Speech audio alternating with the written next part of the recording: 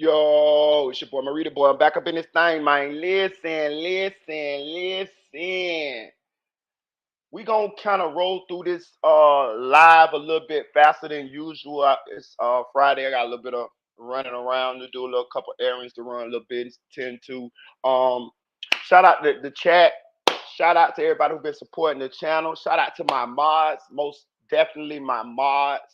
I hope you guys having a great day today. I hope, you know what I'm saying, y'all got paid. You know what I'm saying? Y'all finna go and spend a couple dollars, doing time, make yourself feel good. Go get your hair did, haircut, nails did, feet did. You know what I'm saying? Get you a little bottle of liquor, get you a little smoke, and fuck on your bay tonight. Um, Today we got on the docket, we got Sean Kingston, of course. His Florida mansion was raided. I didn't even know the nigga was in Florida, y'all. You know what I'm saying? The nigga been so incognito to I didn't even know he was in Florida, but allegedly, obviously he was in Florida, and they saying that he was arrested on fraud charges of his mother as well. We're gonna get into that. Also, I'm gonna bury my beef with Sexy Red today, dog. If y'all didn't see, Trap Lord Ross did a documentary style video with Sexy Red. Shout out to SLK, something like Cloud TV, yo, Inglewood. He did, Trap Lord Ross did a documentary style video in with on Sexy Red, and I'm gonna tell y'all something, dog. It changed my opinion of a dog, and that's why I was telling y'all the other day that media is so powerful, you know, because it has the ability to change our thoughts on certain subjects and things. And Trap Lord Ross video changed my mind, my view on Sexy Red. So I'm gonna bury my beef with Sexy Red today. We're gonna get into it. Also, we got Charleston White on the docket. We're gonna get into Charleston real quick here.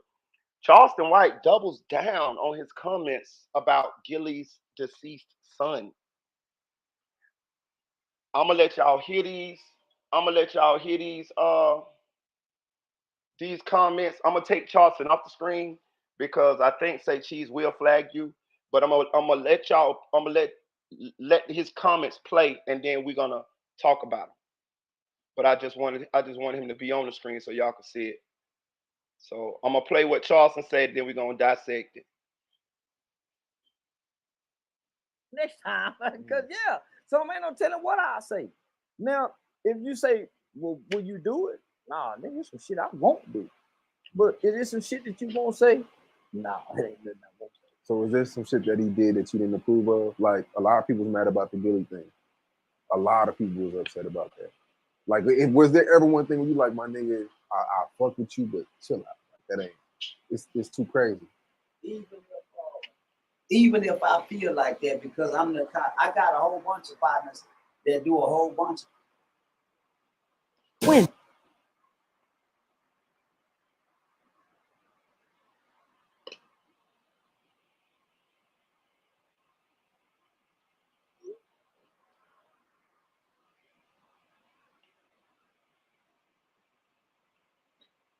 I've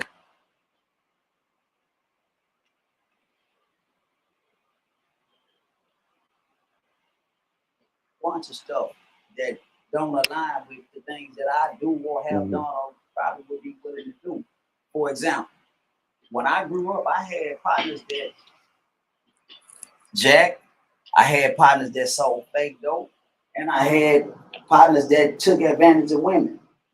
So I might see this fool over here or know of something that he done towards these women that don't really sit right with me. But in our world, I don't reserve the right to tell a nigga nothing about the game that he's putting down. It's like me taking the issue with somebody that know how to do the cyber stealing the information off the internet. And me looking down on them because that's their hustle that I don't do. Because I do some things that other people don't do. So now, you know, I would mind my own business. Yeah. Okay, so who's speaking here is a gentleman. We listened to Say Cheese interview that he did with Charleston White. If y'all want to see it in its entirety, you can go to Say Cheese on YouTube and check it out. You know what I'm saying? I'm just not playing the visual because I think Say Cheese a flag. I don't even know if he'll flag you for the audio. He might, but I'm just playing it behind closed doors. But who you was listening to now is a gentleman that they had up there on the panel with them, and I'm assuming that he's associated with Charleston. And Sean asked him, did Charleston ever do something that he didn't agree with? And the guy went on to explain, uh, he just mind his business. He doesn't feel can say certain things to certain individuals when he himself, or okay, put it this way, he don't feel like he got the right to say certain things to certain individuals when the collective is doing certain shit that others in the collective may not agree with per se. And let me tell y'all something. See, that's why this shit get real tricky here, y'all. This shit get real tricky. And that's why you got to have your own sense of morals, character principles uh inside you. And you got to have a moral compass. Well, you need to have a moral compass. And that way you can discern uh what's bullshit, what's and what's not, and what you should do and what you should not do. Now, on surface level, what he's saying makes sense, right? But I done been where he in that collective that he talking about. I done been out there breaking laws, selling dope, doing fraud, robbing, um, things of that nature. And I have had homeboys, associates, family members doing shit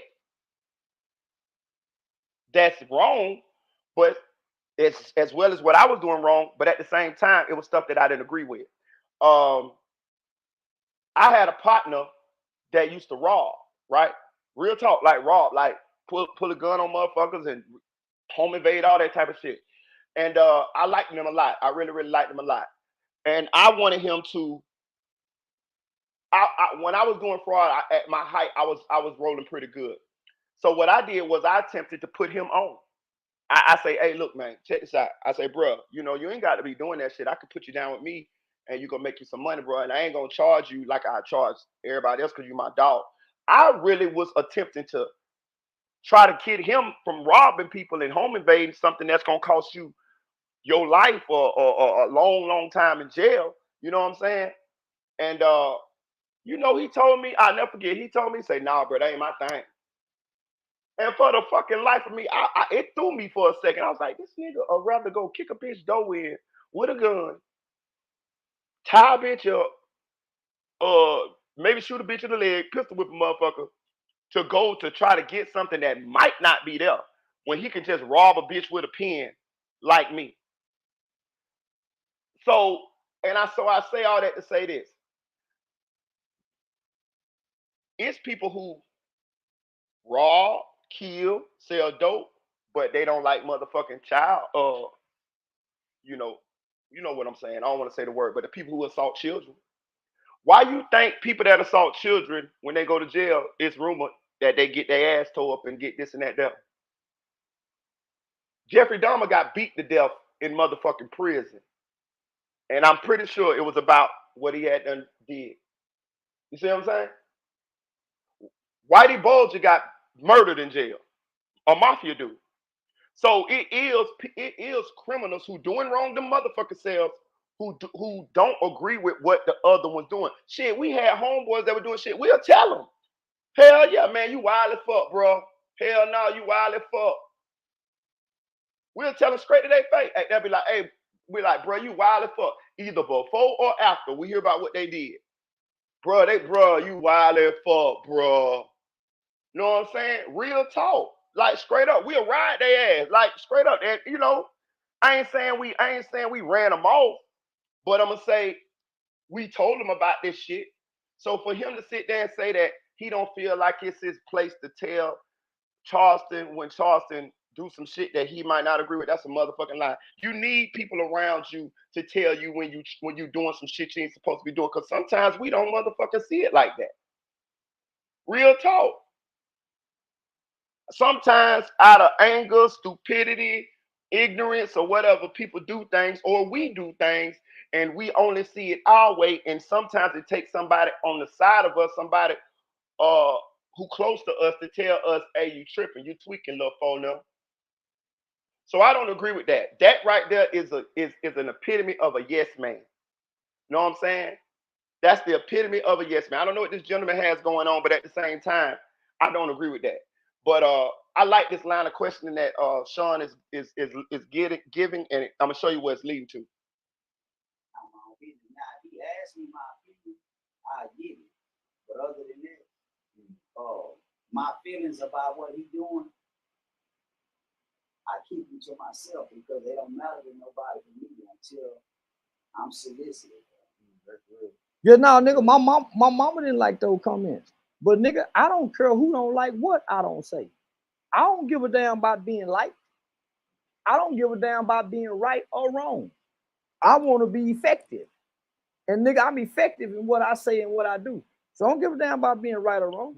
You don't give a fuck about being right or wrong. Nigga, I want to be effective and I want to be heard, even if I'm wrong. And guess what? Sometimes I want to be wrong. Now, do y'all hear that? Did y'all hear that?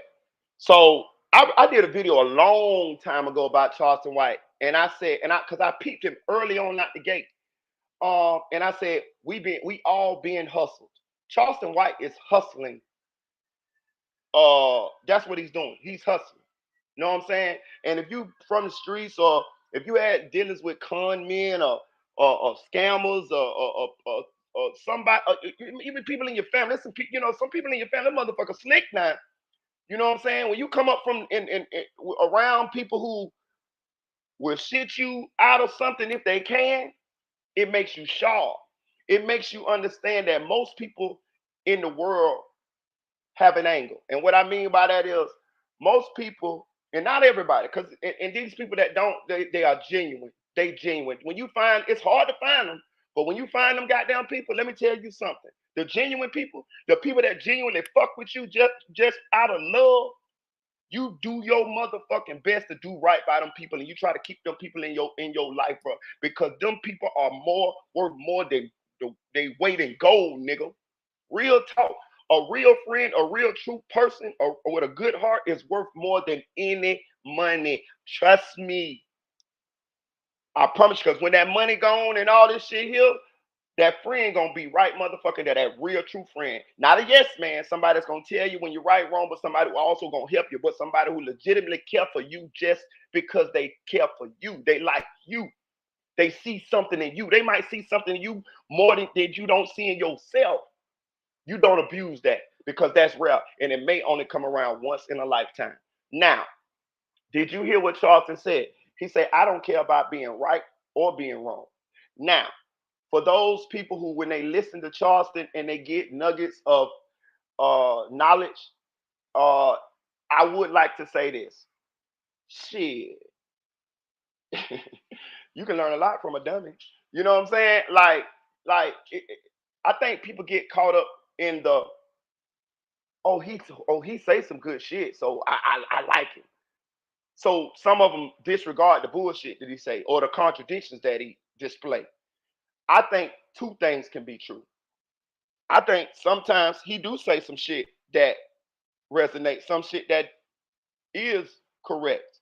But I also think that sometimes he says some things that are contradictory to the things that he just said.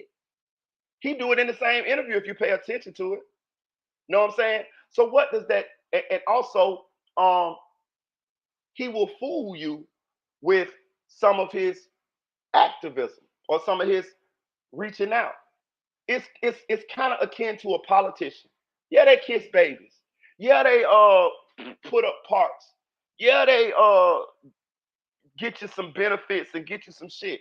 But they also doing some shady shit over here too. You know what I'm saying? And I'm not judging because ain't nobody perfect. I'm not fucking perfect. You know what I'm saying? I'm just telling you what we dealing with here. So you can take him with a grain of salt. You can hate him or love him. But at the end of the day, he's hustling. He is hustling. And that's what's going on here. So I'm gonna keep going. Shout out to Chicks 1000, aka Chick 1K. Shout out to TN Barnes.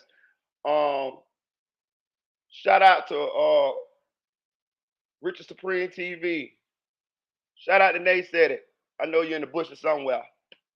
Time I come home and I lie to my woman, and I feel good by lying to her. Sometimes I lie to my children, look them in their motherfucking eye and lie like a motherfucker and don't lose an ounce of sleep. Remember Santa Claus?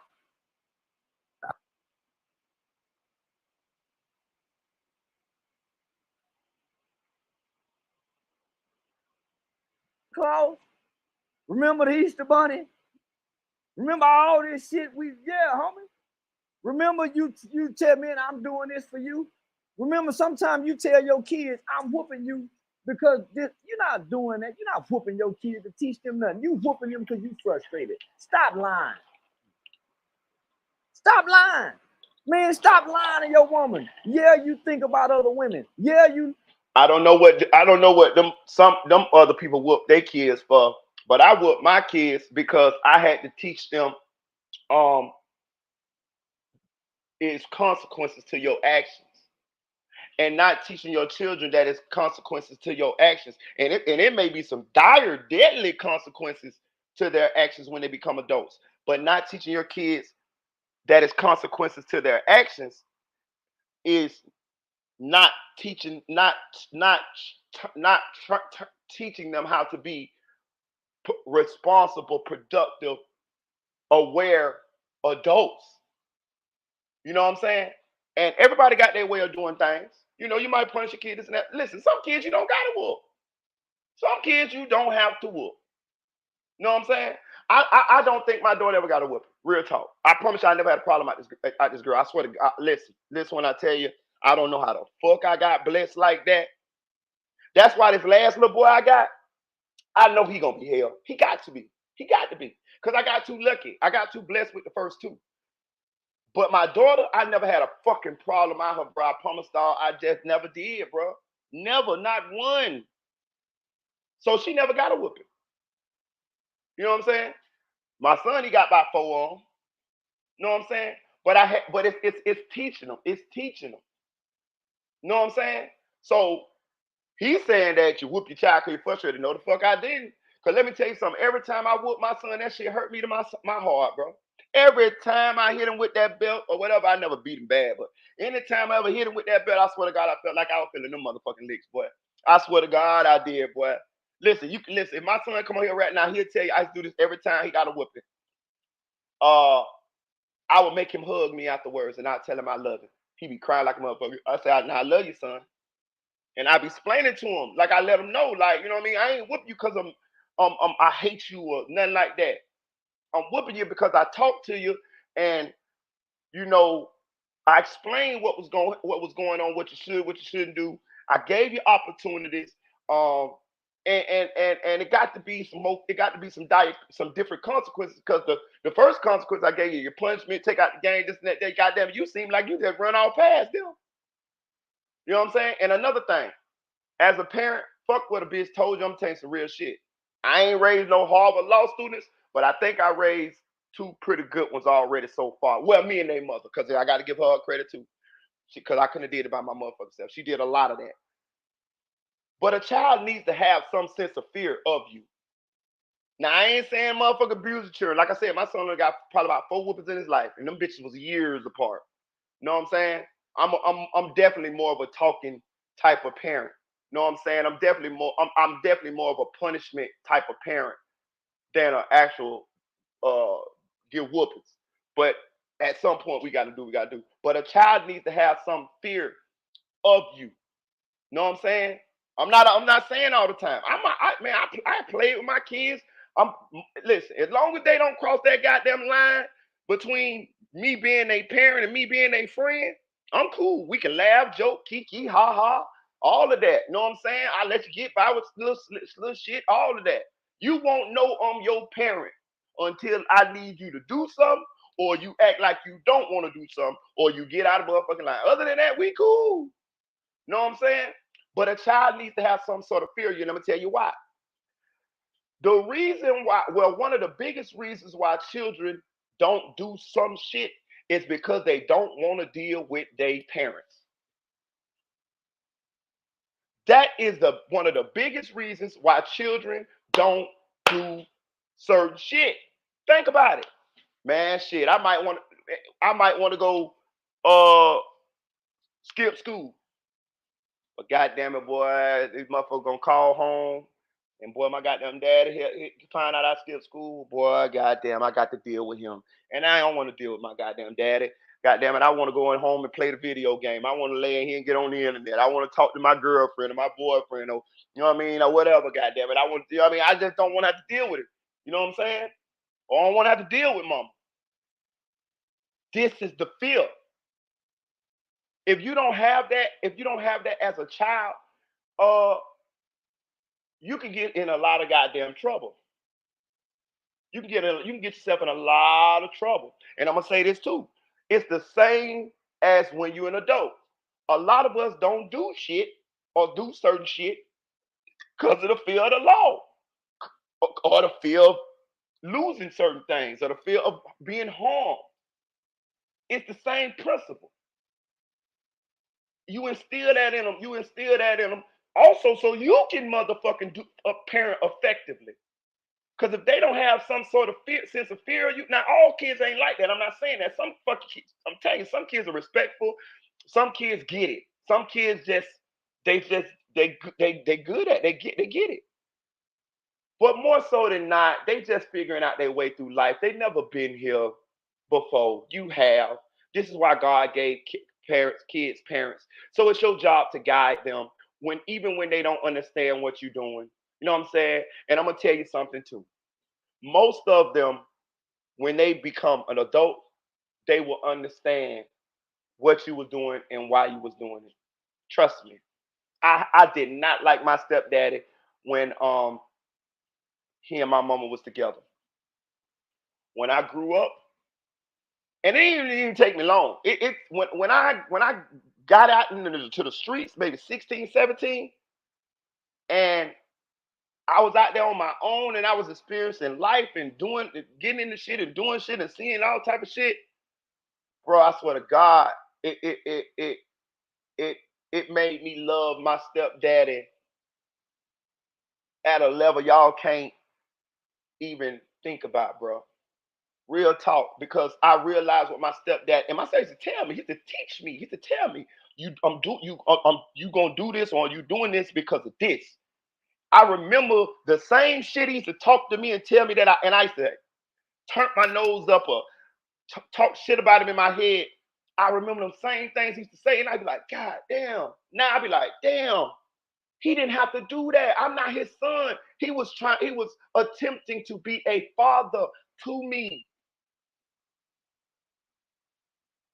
He didn't do none of this shit that he was doing out of spite or being malicious. He was doing it because that's what a man's supposed to do when he raising a child, a young boy. He didn't have to do that. He could have just said, fuck that little nigga. Bro, real talk, I love my stepdaddy like a motherfucker, bro. And I told him, swear to God, bro. I swear, and I called him daddy, nigga. He went with my mom for the time I was like 4 till I was like 10. Nigga, I call my stepdaddy daddy. Nigga, my real daddy, I don't even call him daddy. I call him his nickname. Swear to God. Now, I call him my daddy when I'm talking to other people. Yeah, that's my daddy. My daddy this, my daddy that. But to his face, I don't say, hey, daddy. Never have.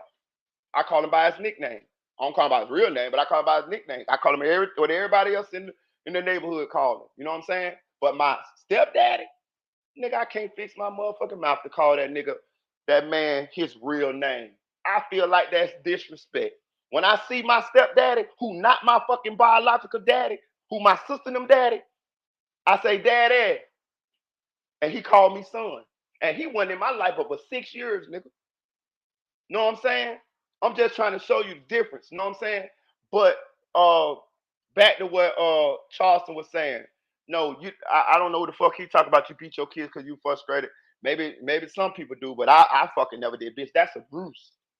No, I know. I'm not. No, hell no. Nigga, every time I ever whooped my son, I hated it. I hated it with a passion, nigga. I hated it because I love him. I love him to death. I hated it. That shit hurt me like a motherfucker. To sometimes, goddamn it, I used to sit there knowing I need to beat this boy ass, but I goddamn be dreading doing it. Know what I'm saying? I be dreading doing it. I be like, God damn, I gotta whoop this goddamn boy. God damn, he don't even know he finna get ass whooping, but I got to do it. I got to fucking do it. Man, I hated that part of raising children. So I don't know what the fuck Charleston got going on, but let's keep going. Other women. Yeah, you got a specific porn genre that gets your dick harder than what she looked like. But you can't tell her that. So yeah, nigga. So I don't want to be right to nobody, homie. I wake up and I do what I want to do as a man. My words, well, let me just say this. My actions don't really physically harm and hurt nobody. My words whoop their ass. So, you see what I'm saying?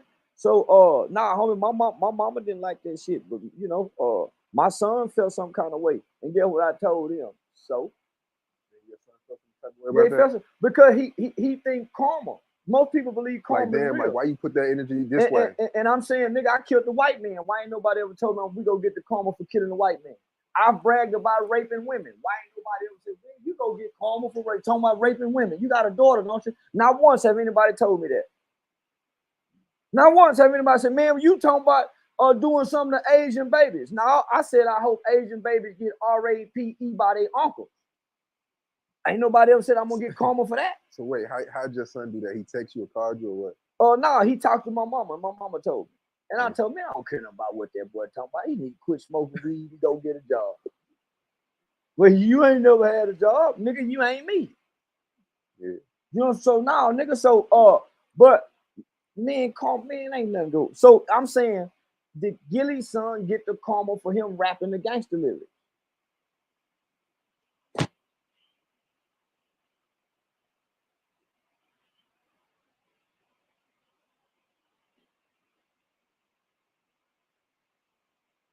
You asking me? I'm asking anybody. Nuh-uh. So I'm telling myself, nah, man, if you can get karma for what you say, then all of us would be in trouble. And this is one thing I've noticed about karma. I've never heard nobody say, well, one time I got my karma for doing wrong. That's why I want to stop him at. He a motherfucker. Well, he might have ain't heard it, but I know you guys here on this channel right here have heard me say it. I have admitted that I have gotten karma for the things that I have done in the past. You see what I'm saying? You see how he just be talking sometimes. He can make his mouth fry chicken, man. Know what I'm saying? And he's wrong. He's dead wrong. He's dead motherfucking wrong. In the Bible, it tells you the power of life and death is in the tongue. Listen, man, that's why I keep trying to tell people, bro. As this thing go on, as this thing called life go on, if Marita, boy, the things that I'm telling y'all, I'm going to be more right than wrong. I'm going to keep telling you that because what I try to tell y'all is the right thing to do. I'm not judging nobody. I'm not perfect. I don't always do the right thing. But if I'm going to tell you something, if you're going to come to me and you're going to listen to me and you're going to take what I'm saying as advice or something like that, I'm going to tell you the right thing. Know what I'm saying? I'm going to tell you the right thing. I just told y'all, I never told my son to be a womanizer. I never told him to, oh, yeah, man, cheat on your girl, fuck this girl, fuck this. I never in my life have I told him that. If he do that on his own. But I'm not finna tell him to do it. You feel me? Like, I'm not finna intentionally, the Marita boy that's here, that you see here today, I'm not finna intentionally steer anybody down a path that I know may lead to them getting a result that they may not like. Now I may give you your choices. I might tell you, hey, you can do what you want to do, but this the choices, this the possible outcomes. Know what I'm saying? You do what you want to do. Now, he's wrong. He's dead wrong. One thing I know about life, bro, karma is fucking real, nigga. I don't give a fuck what he talking about. He's dead wrong. And he's actually short-sighted on this. And it's sad because Charleston is older than me. So I'm sure he done seen a lot of situations in life where people done got they come up in. It's damn near karma is damn near fact, nigga. Energy the law of conservation of energy states that energy can neither be created nor destroyed. It can only be transferred. The energy you put out has to go somewhere. Now, I'm not saying bad things don't happen to good people, but I know damn sure bad things don't happen to bad people. Let me tell you how. I'm gonna give you a quick example how this shit works. Uh, Say I'm a robber. I break in houses. I'm a robber though, but I break in houses. I done broke in 20 houses in the neighborhood to the point to where people done started pinpointing me as the person that's breaking into the houses in the neighborhood. The negative energy that I put out is that I broke into these people's houses in the neighborhood. What's the negative energy that could come back? Them people could want to kill me. Them people could tell the police on me and I could go to jail. Them people could beat me up. Them people could hurt my family. All of the above, right? But how did that happen?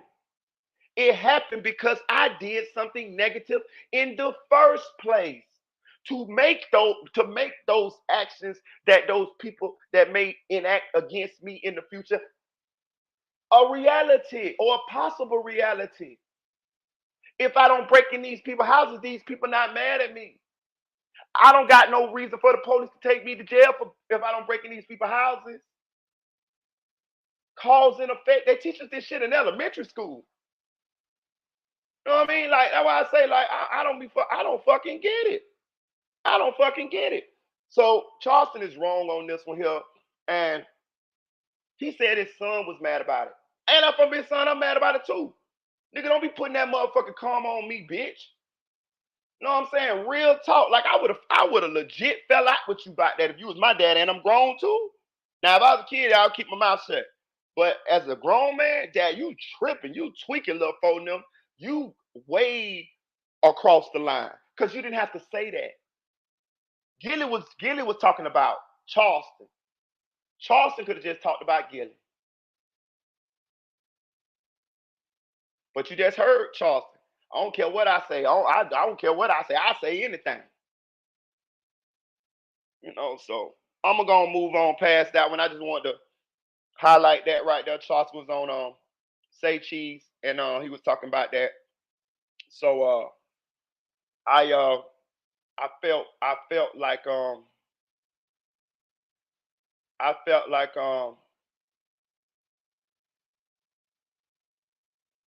I felt like covering that one. It stuck out to me. You know, I don't dislike Charleston at all, but I just know we're being hustled. He's hustling. So take what he say with a grain of salt. All right. Next on the docket, we got our girl Sexy Red. Listen, man. Listen, man. I have been having an ongoing beef, personal beef, because Sexy Red don't know me from a can of paint, and I don't even know her from a can of paint. With Sexy Red, and uh, my opinion on Sexy Red has changed. If y'all haven't seen Trap Lord Ross dropped a video, mini docu video, whatever on Sexy Red's life. If you haven't seen it, you should go see it.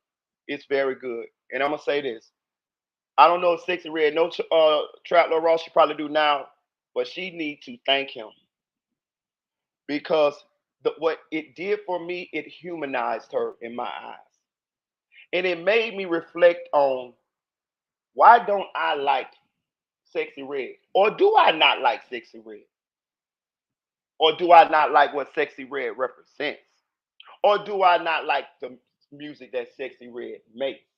See, I had all of the three blurred in there together. That's why media is so important because by me watching Trap Lord Ross video, it made me reflect. It made me know more about Sexy Red and where she came from and how she feels and how she came up and things of that nature. So in the video, it shows Sexy Red from St. Louis, and you know, she's a regular chick in the hood or whatever. Says she used to do hair. She used to make couple dollars. She was pretty good at doing hair. She said she's making $1,000 a week, and I could see that. You know what I'm saying? Like you can make it. You know what I mean? And she said she was good at it. And then of course she did. She from the hood, so she dealt with hood dudes. You know what I'm saying? Hence how she is and how she acts and her personality and her persona and the things that she raps about in her songs. And you know, she just started rapping. She said she got mad at one of her boyfriends or something. Then she made a diss song about him, and people liked it, and then you know, it just kind of ballooned from there. And also in the video, she went to saying that she don't understand why people don't like her. Some people don't like her. She said she just being herself. She said, I'm just being me. I'm just being myself. When she said that right there, it really touched me because uh it made me think, Marita, you don't like what Sexy Red represents or the influence that she may have on young girls. You know what I'm saying? Right? That's pretty much what my gripe was about Sexy Red. And I understand how powerful music is, especially to the youth. Then I went to reflecting. Well, what's the difference between King Von music, influencing a lot of these dudes, drill and all that? What's the difference between uh any gangster rapper, Master P, goddamn? We can go back in the days. Tupac, some of his shit was gangster, thugs and shit like that. You know, Tupac has some positivity in it, but he also has some fuck shit in there too. Now we can go. I ain't know. I was NWA was before my time, but I mean, we can go to NWA. You know what I'm saying? Like we had, like you know, you even had the pimp type of hip hop. You had 8 Ball and MJG, Pimp C. You know what I'm saying? Like it's all. Hold on, I'm gonna even take it a step further than that. Our mamas and daddy's generation, you had Clarence Carter, I be stroking to the east, stroking to the west, all of that. You had Jody will lick you up, he'll lick you down. Turn around, baby, and I'ma lick you all around. Oh, let me lick you good, like your lover should. See what I'm saying? So this type of music, you had Two Live Crew, you know what I'm saying? JT Money, Poison Clan. So this type of music has been around. It's been around. It's been around for a long time. It might have been a little censored back in the black and white days, back in the 20s and 30s, but it was there. It was there. So then I went to thinking, so Marita,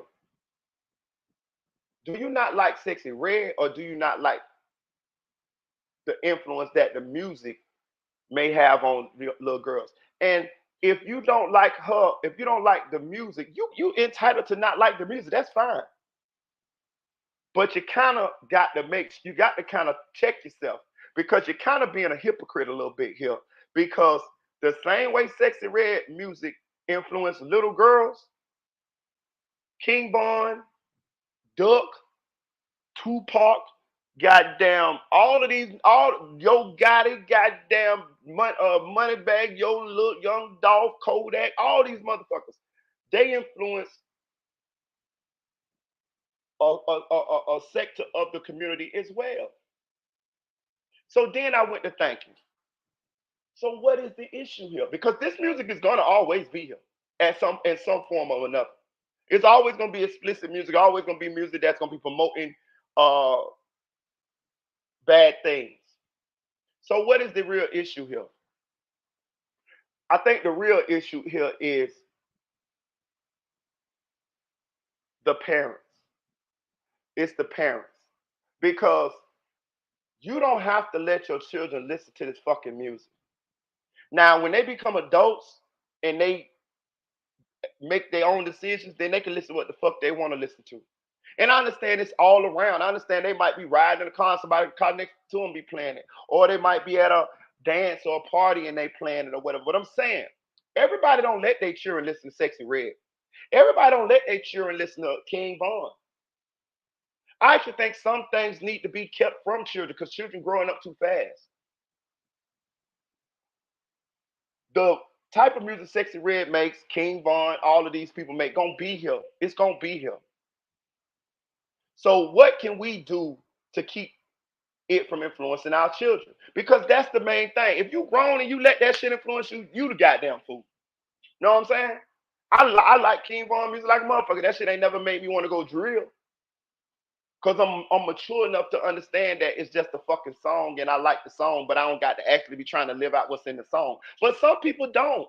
Some young people, some people really take on the image of the songs that they listening to. Hell, some people play video games and turn into goddamn Call of Duty in real life.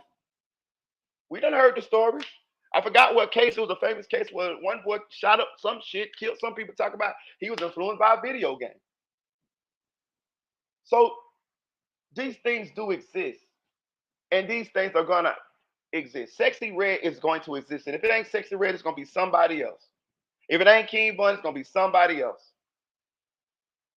So what? So what am I? So what am I? So I realize, what do I want here? Do I want every type of music that negatively influence the youth to be banned? To be, you know what I mean? I want all the gangster rap out of here. I want all the whole city girl shaking ass popping music out of here. That's unrealistic. That's not gonna happen. So that then when she said that she was just being herself, I said, God damn, Marita, it's a part of the community population that's just like Sexy Red. The hood chick, and I'm fuck that. I'm gonna just say it because this is what she done said this shit in so many words. The whole hood chick people, they exist. Whether they want to admit who they is or not, and I'm not saying it in no negative connotation, but it is hoes. It is hood rat hoes. I'm just saying, just like it's hood fuck niggas and hood real niggas, yeah, but it's hood rat hoes too. She represents hood rat hoes. She talk about she had gonorrhea 2 times. She talk about she done cheated on a nigga. These are true stories. You know what I'm saying? She said she was having her baby, and her baby daddy went through her phone and found the text message between her and Chief Keef, man. This a hoe. You know what I'm saying?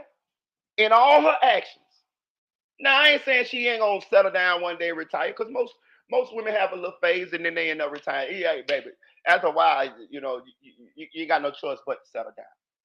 So I'm not saying this is who she's always going to be, but it made me realize that Hood Rat, she represented a section of the genre, the community, and it is them. And if she just being herself, I can't hate on that. She is who she is. At least she know who she is and she's comfortable with that. Now, is that something to be proud of? No, not in my mind. Not, I mean, but that's just me. You know what I'm saying? But if I was a hood rat hoe who may ain't had I ain't gonna say the intelligence, but if I ain't have the mental capacity to lift myself up out of that one way or another, maybe I don't even realize uh this is what's going on. Maybe I like who I am. Maybe I'm embracing who I am. So I can't hate on that. I can't hate on that. I can't hate on that. I got homegirls that sell pussy.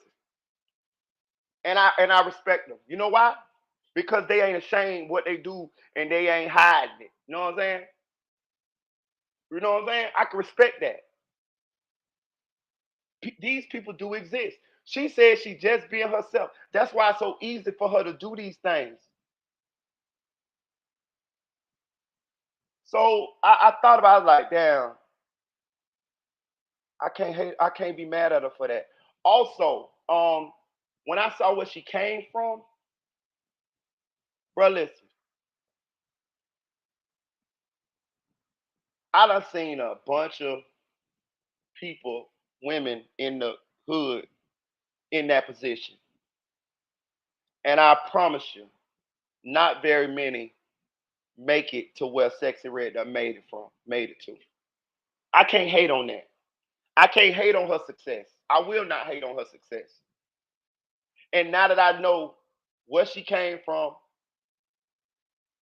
she just being herself and how and look how far she done made it. Uh it is what it is.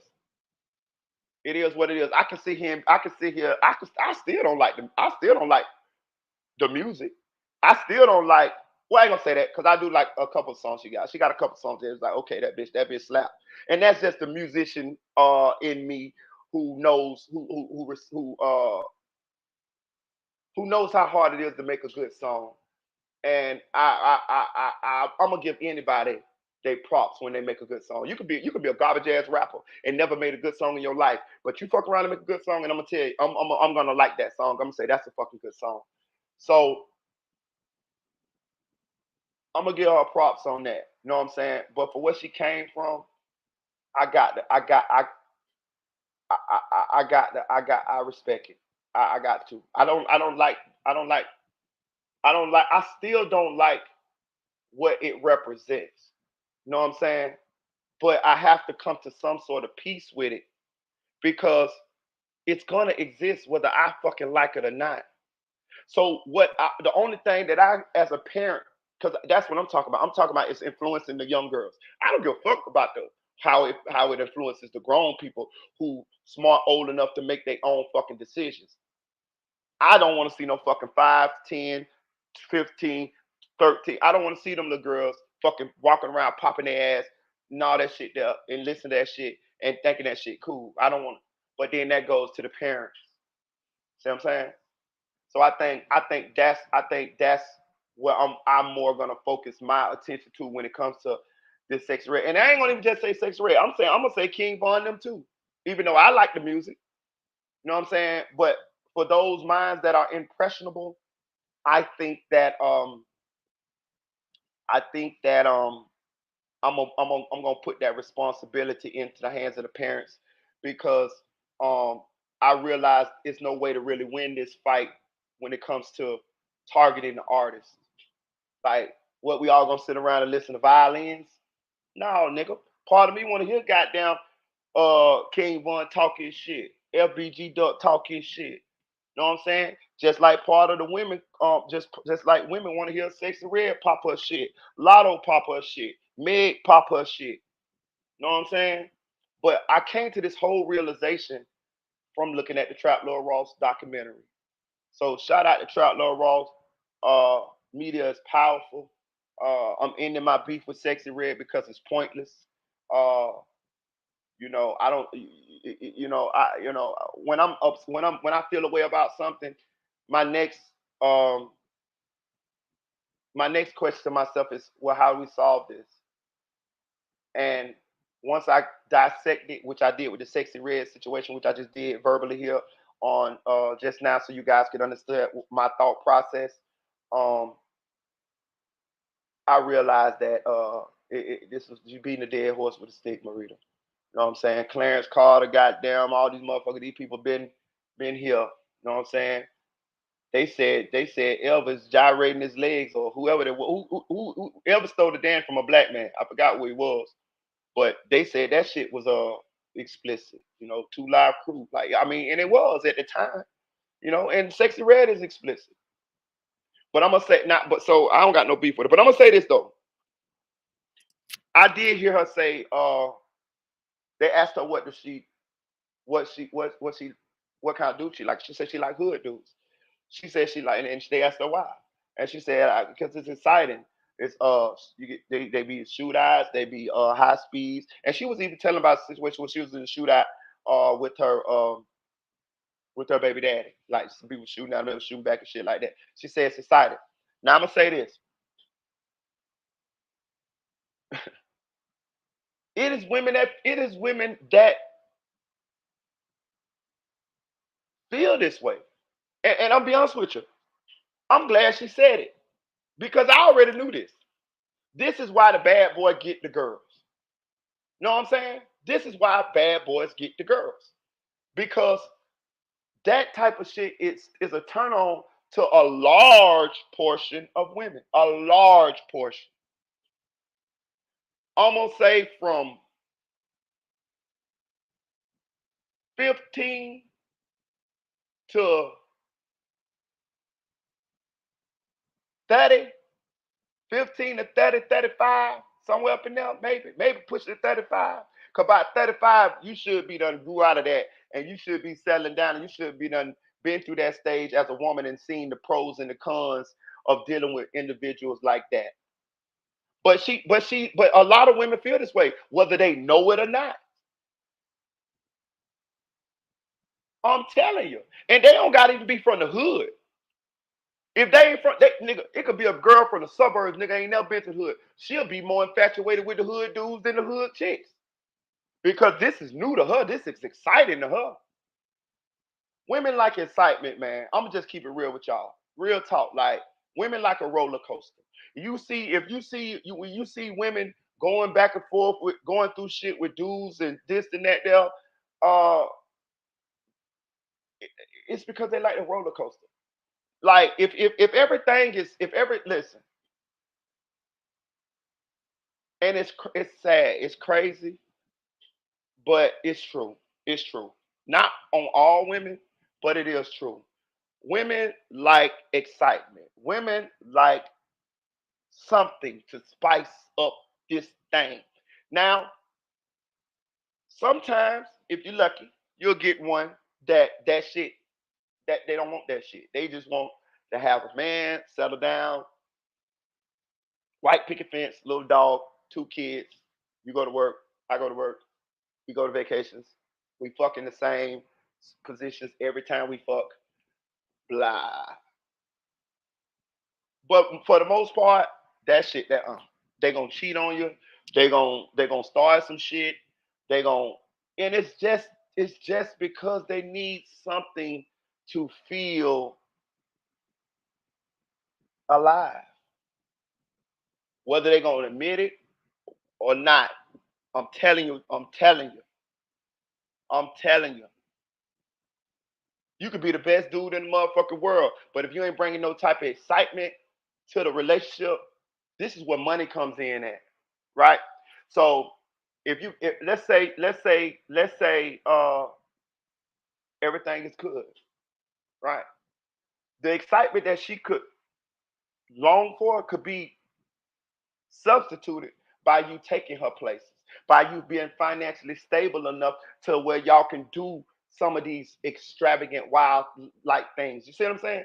Like it don't always have to be turmoil or drama, but it does most likely your relationship does most likely gonna need some sort of excitement, and what in whatever form that a woman can get it in, they'll I ain't gonna say they like it, but secretly it does something for them, and they'll accept they'll it's better having excitement in a relationship is better than having none. Trust me. So if it's an argument or two, so if it's a little cheating or something, or a little text message, and like I'm telling you, bro. Trust me. I don't know how to really put it, but yes, they like it, bro. They like it. They like it. I'm telling you. Trust me. Trust me. This is fucking fact. You know what I'm saying? So if you got a little bit, so dudes with a little bit of money, they can counteract this. They can counteract the drama by actually being able to show her different things and take her different places and keeping doing something new. You know, that'll keep her from being bored or feeling like life is just bogging down. You know, eventually everybody get to that stage where they slow down, they settle down. But increasingly more, that age is being pushed off more and more and more. You know, it used to be around like 35, 40. Now that motherfucker like 55, 60. Know what I'm saying? Like people still living their fucking best life or youth or whatever you want to call it, well into their 40s and 50s. You know what I'm saying? So the woman you gonna have that's gonna come home, be with you, y'all go to work, come home, fuck in the same position, whatever, whatever. That shit, you ain't gonna. Most of the time, you ain't gonna find her, or she not gonna get to that stage until she's well into her middle age, 40 something, 50. You know what I'm saying? A lot of these 50-year-old women still looking good, nice shapes on them, all that. 45, 50, they got shapes, nigga. You know what I'm saying? They looking good. They still feel, you know what I'm talking about? They look better than a lot of these little 20-some-year-olds. So they want some excitement. They want a little pizzazz. They ain't going to the gym working out and taking care of themselves just to come home and just to be slayed in the same position. You know what I'm saying? They want you to, you know what I mean? If that's all y'all got going on, she gonna tilt. She wants you to take her to goddamn Jamaica and fuck on the beach. You know what I'm saying? And switch it up sometime. You know what I'm saying? Do some different shit. You know what I'm saying?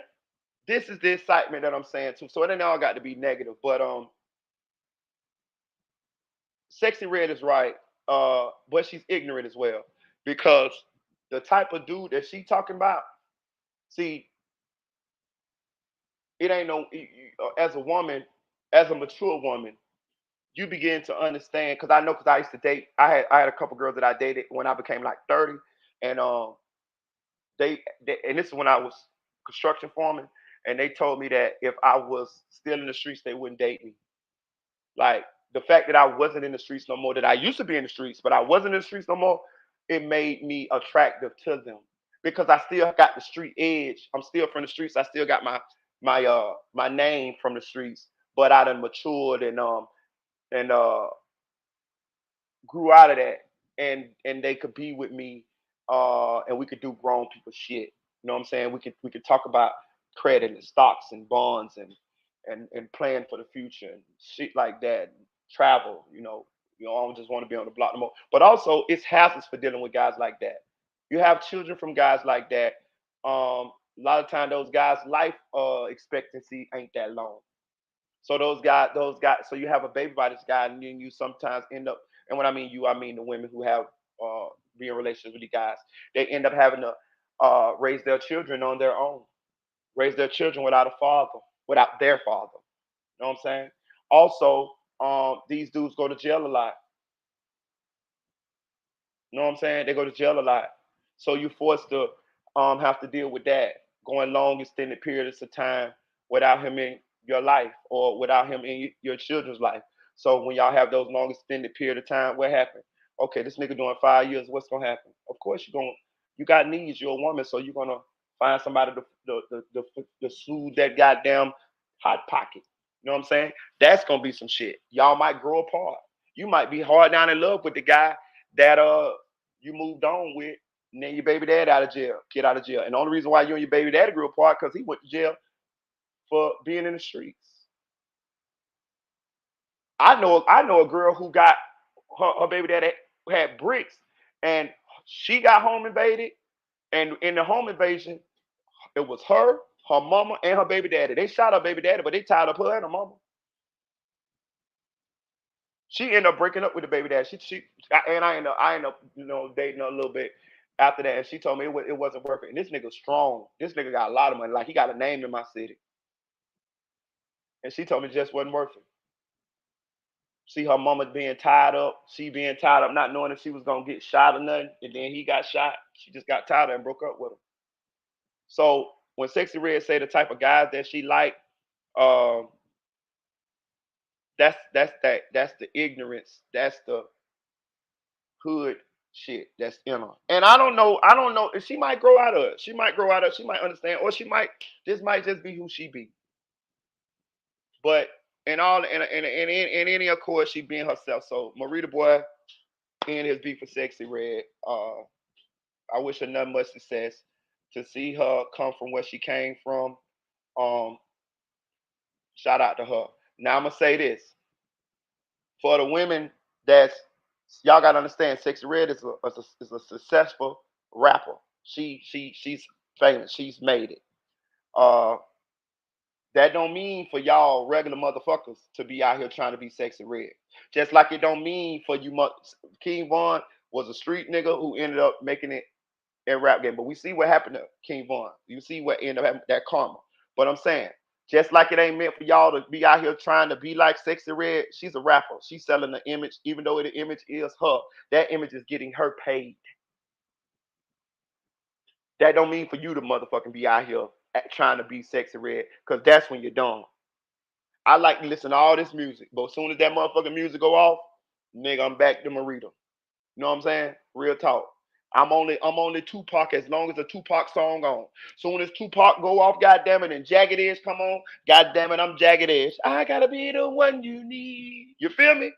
Like that's the maturity of this shit. Stop thinking that like adopting this identity of the music that you listening to is this fucking music. But it also shows you how influential music is, and this is what they know, and this is why they uh, try to control music. And when I mean they, I mean it's only three major music companies, and you know, so yeah. All right, let's get what this nigga name? Sean Kingston. Let's get the Sean Kingston. Where this motherfucker at? Sean Kingston. Did I put him up? Yeah, Sean Kingston. All right, Sean Kingston. Rapper Sean Kingston arrested. Also, he was on a California Army base. Hold on, let me get this shit right. And this is the New York Post, y'all. Rapper, I don't know a lot about this case, y'all, so bear with me. Some of this shit I'm learning as I'm reading. Rapper Sean Kingston arrested on California Army base hours after SWAT raid Florida mansion nabs mother. All right, let's see what's up with Sean Kingston. Rapper Sean Kingston was arrested during his concert on an Army base. He had a concert. That nigga, boy, they desperate than a motherfucker. What they paid that nigga in food stamps? That nigga ain't had a motherfucker. Nigga, I got more hit songs than Sean Kingston. God damn. But anyway, say on a U.S. Army base in California on Thursday while SWAT raided his Florida mansion. Ooh, they some dirty motherfuckers. You dirty motherfuckers. You dirty motherfuckers, boy. Yeah, boy. Yeah. Come on out here to this Army base while the goddamn we raid your mansion, bitch. Every bitch, nigga, every motherfucker at that goddamn concert knew that nigga shit was getting ready. That's what it is, bro. Think about it, dog. They set that nigga up, bro. Listen, listen. I knew it was some when they said Sean Kingston had a concert. And then it said at an Army base, oh, they socked this nigga up good, y'all. They socked this nigga up good. Yeah, y'all gonna book that nigga. Like Charleston White say, yeah, no. Yeah, no. Y'all gonna book that nigga to come to this motherfucking Army base. And goddamn it, so we got eyes on him. And we gonna motherfucking raid this mansion. And we gonna lock his ass up right after he get through, rather he get through duty bopping on this goddamn stage. We gonna throw this nigga ass in the latrine. Yeah. No. Yeah, no. That's what Charleston White be saying. All right. Um, SWAT raided his Florida mansion and taking his mother into custody earlier in the day. The Broward County Sheriff's Office said Kingston was arrested without incident for a Florida warrant on fraud and theft charges in the area of Fort Irwin, a Army base in the desert about. God damn, they had him way like that. Bitch, your fat ass ain't gonna get away from us, bitch. They had your ass out there. Area 51, bitch. An Army base in the desert about 150 miles northeast of Los Angeles. The rapper was built to perform at the base for the U.S. Army Family and Morale Welfare and Recreation Program. Yeah, all right, whatever. Y'all set that nigga up. Who the fuck booking Sean Kingston? Video posted on social media allegedly shows law enforcement officers at Fort Irwin's Army Field as Kingston performs Eeny Meeny on stage. That's what they were saying to his ass. You ever seen the Blues Brothers? When the Blues Brothers was on stage performing and goddamn it, they had all them police out there in that goddamn audience like, ha eeny meeny miny mo. Yeah, they were pointing at his motherfucking ass. Yeah, we finna get your motherfucking ass. Oh, The rapper was put in jail in San Bernardino at 5:02 p.m. during his scheduled set. Earlier Thursday, Kingston 61-year-old mom Janice Turner was arrested when authorities swarmed the rapper's luxurious Southwest Ranches uh, property in Florida. She's facing charges similar to her son's. Kingston was renting the mansion. Damn, his mama. I ain't gonna pick that mom. God damn. God damn, boy, they did that wrong, dog. They look, man. Listen, man, y'all wrong, dog. Bro, listen, bro. Bro, double, bro. You know, y'all know damn well y'all should have let mom wig stay on her motherfucking head, dog. God, well, y'all so dirty. I listen, I understand. I know mom probably down with the motherfucking jouet. If y'all don't know what jouet is, that's fraud in Haitian, nigga. When I with my Haitian baby mama, they taught me a little bit of Creole, you know what I'm saying? They were down with the jouet. Um, Wiz the Wizard is on a song, a really popular song. Shout out to Wiz the rest having the Wiz the Wizard. And it's called What's the Jouet? And that is fraud. And so definitely his mama looked like she was down with the sweat, but god damn, she looked like Tong Po. You know, y'all remember that movie Kickboxer with goddamn John Claude Van Damme? Y'all remember Tong Po? My lean good, you bleed like my lean good fuck. Yeah, that mama looked like Tong Po, boy. God damn, boy. Ooh, shit, mom. Mom, you look like you got that same hairstyle Yellow Bees in them used to wear, but you missing the front part. Boy, hey, y'all some dirty motherfuckers, dog. Mom, you should. That's a dirty motherfucker, boy. That's how they did that man mama down. Goddamn, son, you must have frauded. You must have scammed some of them motherfuckers, boy. But they ain't give a damn about your mama, dog. That's some dirty motherfucker, dog. That's a dirty motherfucker. Hey, y'all gotta forgive me, dog. I tell you, this is the first time I read this shit, dog. I swear to God. Like, I ain't know that nigga mama was Tom Poe from Kickboxer. Lord forgive me, dog. Man, don't put the roots on me. You know what I'm saying? But god damn, man. Ooh, look like you drawed them eyebrows on there too, man. You ain't even got no eyebrows. Man, you got alopecia. Listen, god damn, and what that is? Them dreads. God, just let it go, man. Just let it go. But they did that wrong for doing Sean Kingston mama like that, boy. I am mad. Damn, man. Let me keep going, dog. The arrests were made in connection to allegations that Kingston swindled a tech company out of $1,000 in a deal over a television and speaker system. In February, Verver Entertainment LLC filed a lawsuit against Kingston alleging breach of contract and fraud after the rapper reached out to the company on Instagram to purchase a 223-inch colossal TV and a sound system. The equipment would have cost at least $111,000, but Kingston supposedly promised to make promotional videos about the product with his friend Justin Bieber. Bitch, Bieber don't know nothing about this shit. The company alleged in the documents viewed by the Post. Kingston 34 and Bieber 30 famously collaborated on Eeny Meeny, which appeared on Bieber's 2010 debut album. Okay, then. At the time of the television purchase, however, Kingston had no ongoing work. Yeah, he did. He with that fraud. He the scam god. He got down Omni and a Hellcat Jr. with the pop star, nor did he have any intention of making the promotional content. The lawsuit alleged Kingston made these false statements to induce plaintiff into a 232-inch installation installing colossal TV and sound system with as small a down payment as possible. Okay, hey man, I can't hate on him, dog. Only thing I can say with that with this part of the sweat. The only thing I can say on this, Sean, you should have upheld your end of the bargain. I mean, some promotional videos like that's not much, man, to get a fucking $100,000 fucking TV shit, dog. I would have went out there. Goddamn, you see T.I. was making goddamn Crime Stopper videos, nigga, to stay out of jail, nigga. So you nigga, I would do $100,000. Nigga, I'd have been, nigga, that's like a show. Nigga, that's like getting booked for a show for $100,000. Nigga, I'd have been right up there. Yeah, buy Burr Entertainment, scissors, whatever. I'd have been over there pitching that shit. He tripping. I wouldn't have went to jail for that. You know what I'm saying? I'm thinking this thing. When I did fraud, bitch. I was getting it. So I mean, let's keep going though. Let's keep reading though. I ain't signing up. Shit. The contract was agreed upon in October, which outlined that Kingston would wire $30,000 down payment before making a second payment for 47,000 and make social media posts worth over 38,000. Oh hell no, hell no. Oh look, so he still had to pay for the shit. So I was under the impression that he was getting the whole system for free and he was just gonna promote the system. So you told him you was gonna promote it, but you made a deal where you still had to pay pretty much most of the money. So you only got a $38,000 discount. You only got paid $38,000 for your promotional videos. I I guess me personally, I said fuck that TV. I'm saying if I wasn't gonna pay if I wasn't gonna just scam and steal that bitch straight up outright, like some kind of fake fraud or something, just to straight up get that bitch, I'm either gonna pay for the TV or do the deal. Like, because if you look at it, he would have got $38,000 for doing some promotional videos.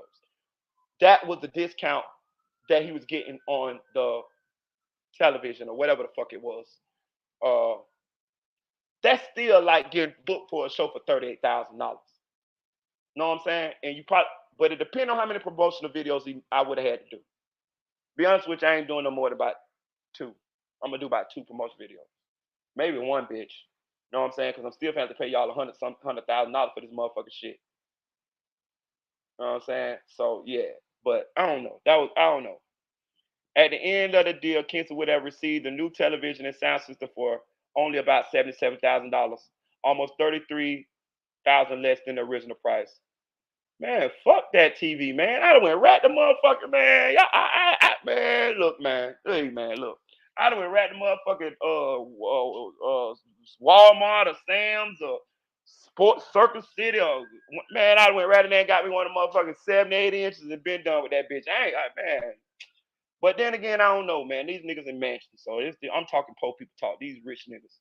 But Kingston failed to meet his end of the agreement after the system was installed, including making the second payment at the promo videos Robert Rosenblatt, an attorney representing the rapper and his mother, said that we are aware of some of the allegations against the two. We're looking forward to addressing these in court and are confident of a successful resolution for Sean and his mother, Rosenblatt said. Following the initial raid and his mother's arrest, Kingston took to social media to defend himself. People love negative and all had this bullshit go. Just don't say nothing, nigga. Shut your fucking mouth, man. People, he doing the same P Diddy shit. People love negative energy. He posted to Instagram, I am good, and so is my mother. My lawyers are handling everything as we speak. Man, listen, man. Look, man. Look at Tom Poe, man. He got that man mama that looking like Tom Poe. Look, check this out, though. Hit that like button, y'all. Listen, y'all, do me a favor, man. Do me a favor, man. Do your boy a favor, man. Please donate to the channel. Please donate to the channel. I'm finna put my cash out information in the chat. I would appreciate y'all donate to the channel, man. You know, we only have a $20 goal of a day. You know what I'm saying? So that's not much, man. You know what I'm saying?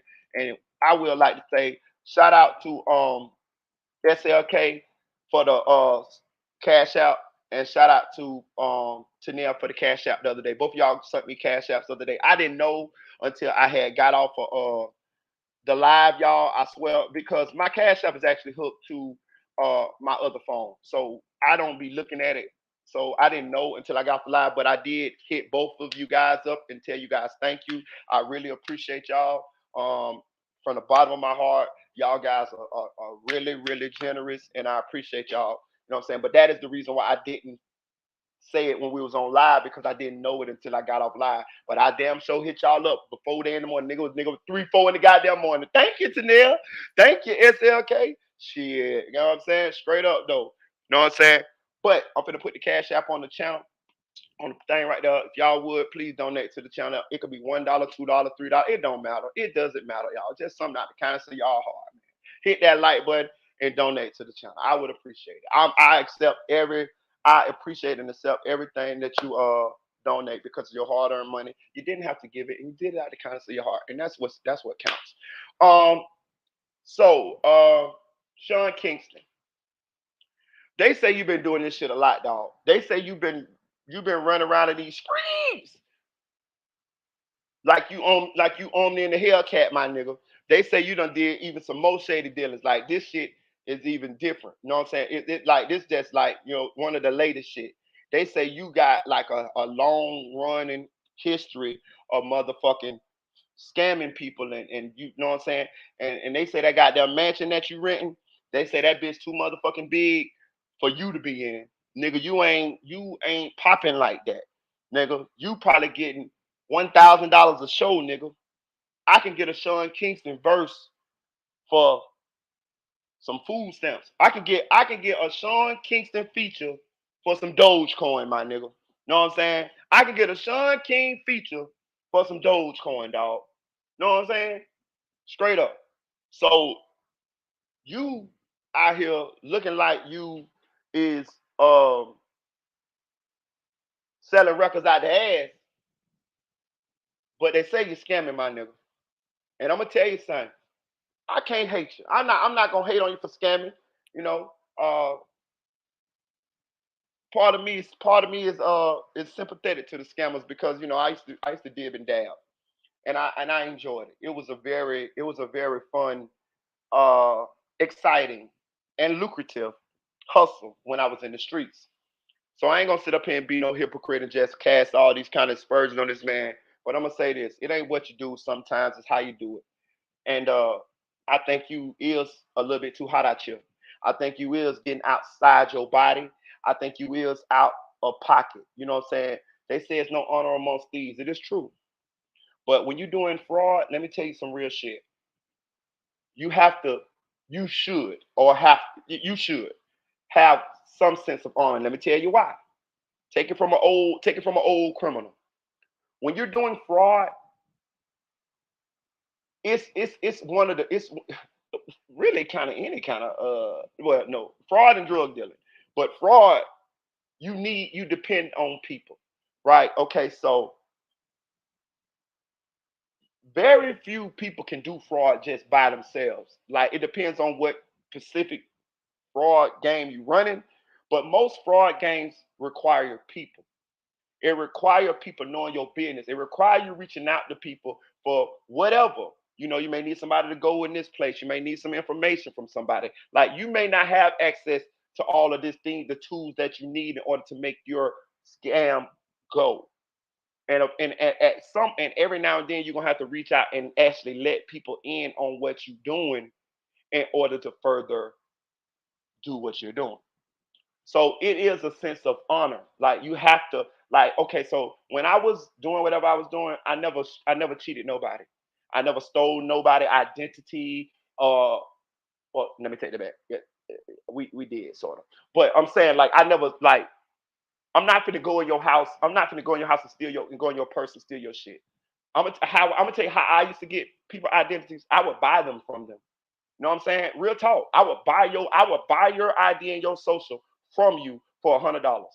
In the hood, that was good. A lot of motherfuckers ain't walking around with $100 in their pocket. Swear to God, I would buy it for crackheads. I would buy it from you. I wouldn't steal it. I would buy it. You like I bought this bitch. I would buy your ID and your social from you.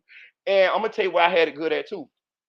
You know how some people go in stores and they'll leave their IDs and things of that nature? Well, I had it good with a couple of the Middle Eastern guys in the hood. So when people would leave their IDs, the stores have a stack of IDs that people be done left. And I just pay them for the IDs. When I come in, they'll be like, hey, Marita. But they wouldn't call me Marita, they call me my other nickname. I got something for you. And I just break them off a couple $100 and I get all the IDs. You know what I'm saying? Now it's up to me to get the social to them later on because ain't nobody gonna leave the ID and their social. But I would buy them. You know what I'm saying? I wouldn't steal shit. You know what I'm saying? I bought my shit. You know what I'm saying? And there's other ways you can buy from off the dark web and all that, but I ain't trying to teach y'all how to do no crime right now on this shit. YouTube, do not block me, do not keep me monetized. But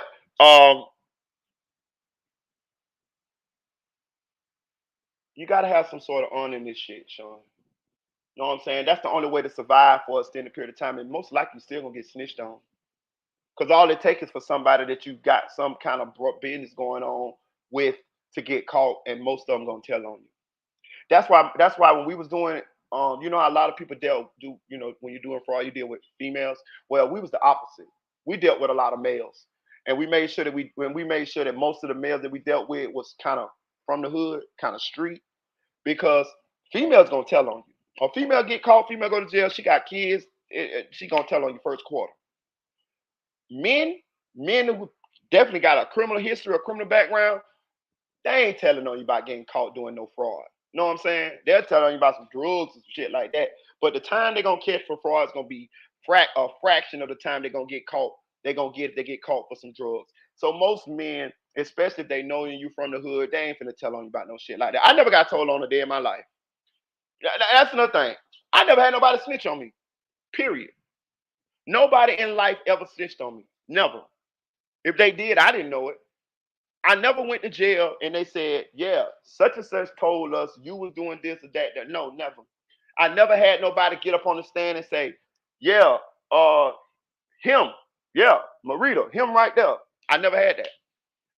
I never had co-defendants. You know what I'm saying? Like, you know how these dudes go to jail and then they got what they call it, Chicago, what they call it, a rappy. I never had that. One time I did, it was me and a crackhead. And we was busting a move. You know what I'm saying? I was using him to do some fraud. And I was with the shits right with him. But shit, both of us took pleas. He had a bad record. That bitch got about 2 years. Nigga, I got he ain't had no lawyer neither. I paid for me a goddamn lawyer, nigga. Nigga, I got 60 days, nigga. You know what I'm saying? For the same charge, we went to jail at the same time. He got 2 years, but he was older than me. He had been to prison, all type of shit. Like, he was a crackhead. So, you know, this nigga had a hell of a fucked up record. But we both took pleas. And I got 60 days. I had a lawyer. I got 60 days. And he got 2 years. But he didn't tell on me. He never told on me. He never told on me. I never, nigga, they never even asked me about that nigga. When I went to jail, they never said nothing about the nigga. And I guess they never said nothing about me. But that's the only time I ever had and that was in Sarasota. I was down there in Sarasota, fucking around down there, Sarasota, Florida, down 75, almost down there to Fort Myers. But yeah, I never had a co-defendant other than that, and I never had nobody tell on me. No, I never had nobody tell on me. Never, ever. I'm glad. Damn, I ain't never. I was just saying, think about that shit. Damn, I'm lucky than a motherfucker. I did a lot of shit.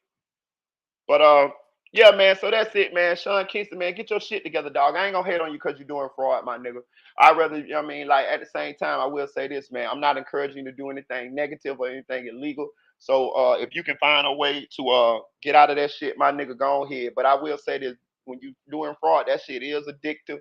It's a lot of different fraud games, and it's very lucrative if you fuck around and learn a good fraud game. I'm gonna say this, and the fuck that, I am gonna tell you to do something illegal. Fuck that shit. I'm gonna say this, bro. I would much rather, if y'all out there doing crimes, my nigga, I would much rather y'all do fraud than anything. I'm gonna just keep it real with y'all. And when I mean fraud, I mean like, you know, like I ain't saying like stealing your people shit. I'm talking about like go at some businesses and shit like that, like big business. I ain't talking about fucking taking your grandmama fucking checkbook or some shit like that's some fucking fucked up shit. You know what I'm saying? But I'm saying like when you look at the amount of time that you people get for fraud, y'all have never seen American Greed. These people be embezzling millions of dollars and get 5 years. Bitch, I seen dude embezzle $20 million and got 5 years. Listen, the risk reward is worth it. I promise you, I'm pretty sure I ain't gonna say, but I made a good chunk of change in the years that I was doing it. And I never on the most time I ever got was 60 days. If I'd have been out there selling drugs on the corner, if I get caught with a dime rock, they was gonna send me to prison. I was gonna do 2, 3, 4 years. Get caught with meth or fatty wop or whatever the fuck or Molly or something, nigga, you going to prison. You fuck around and do a little fraud and do it the right way, nigga. They can't really pinpoint it back to you, but you get caught, you ain't gonna get that much time. The time is less. So the risk reward is worth it when you can get, you know what I'm saying, money. The money you can get.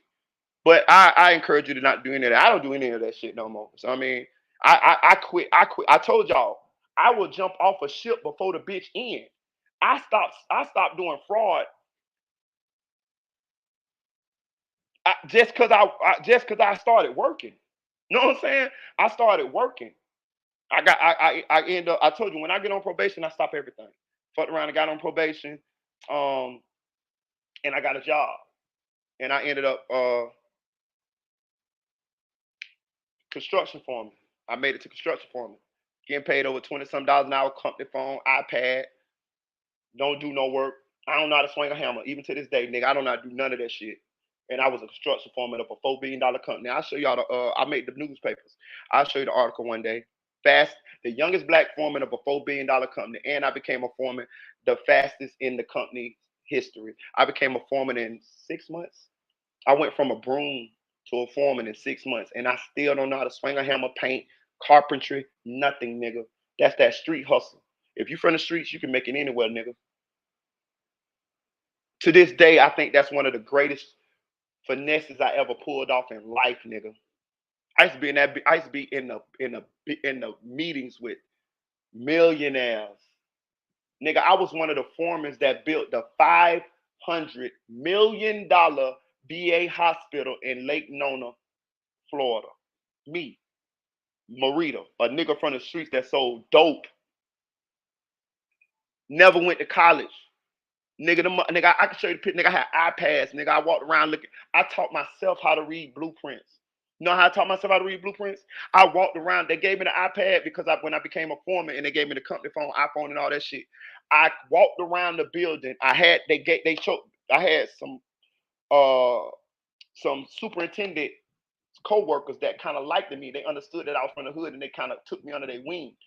And they showed me how to pull up the blueprints to this million-square-foot fucking VA hospital that's being built as I'm there. They showed me how to pull up the blueprint for it. And how I taught myself blueprints, I walked around the motherfucking building, and I say, okay, I'm here. This is this part. Okay, when I go down here, this is this part. Well, what's them little dots right there? Oh, that's the drywall that's gonna go in. Okay, what's that? That's this, that's that. And that's how I taught myself blueprints. Just walking around the building looking at my iPad. But yeah, so that's how I stopped doing fraud. Uh I just gave it up, and I just never went back.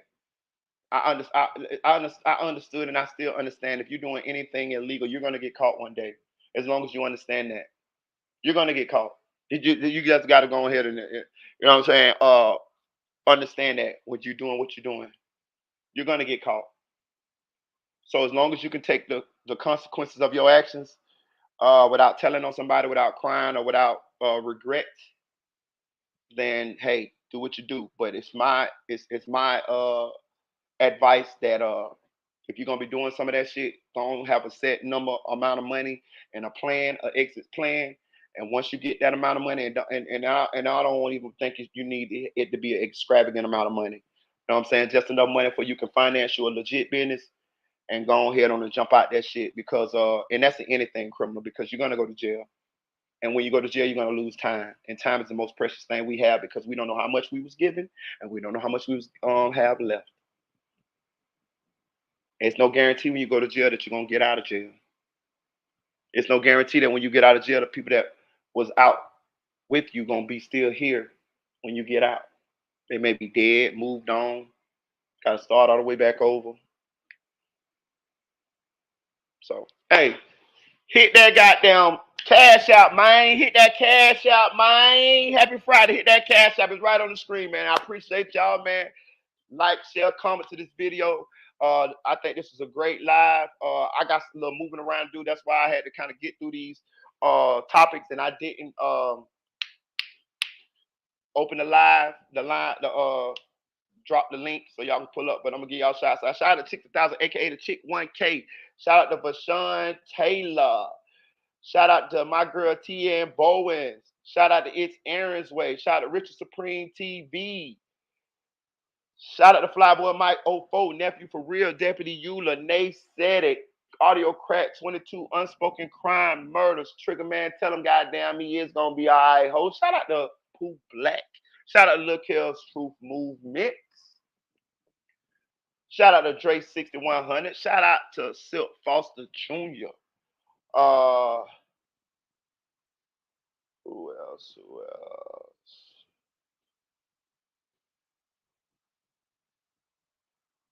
Shout out SLK, something like Cloud TV, Inglewood.